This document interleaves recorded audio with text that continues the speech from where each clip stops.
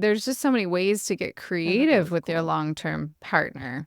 So some of these reasons that we go outside of the marriage or the relationship to cheat could potentially be, avoided. If you avoided. knew that here are these obstacles that you can purposely put into your relationship with consciousness, communication, boundaries, and creativity that allow you to play with these dynamics without having to go outside of your marriage.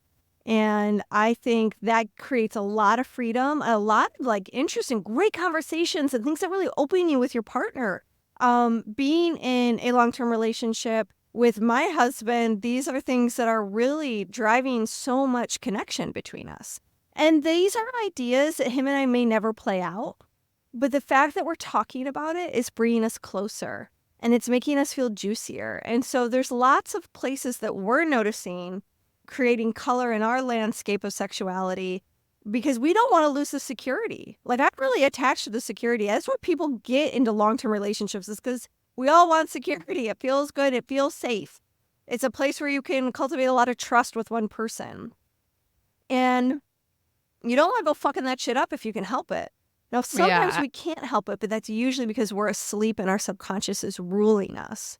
Yeah. And I want to dive in deeper into this topic to give some suggestions for those people who are getting bored in their relationships and are finding their eyes wandering, so you can kind of maybe turn towards back to your partner. But before we do that, I want to mention, you just mentioned her name, with that therapist. Karen? No, famous therapist, got a podcast. Oh, Esther Perel. Esther Perel. I really, when she talks about in a couple of her TED Talks, that one of the things that drives infidelity is the person who's cheating gets reminded that there's a part of themselves that they've lost touch with.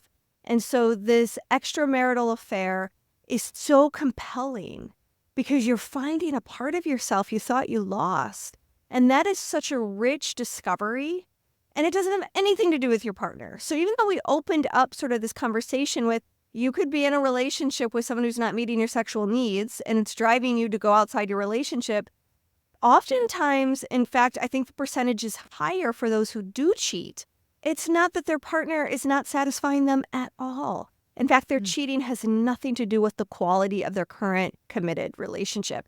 And I found that just so freeing. revealing and so freeing, because like a relief. Like the person who gets cheated on, it's such an attack so much of the time to their sense of self-worth, their sense of lovability, their faith and trust, their faith in themselves, their faith in their partner. It can be such a disruption.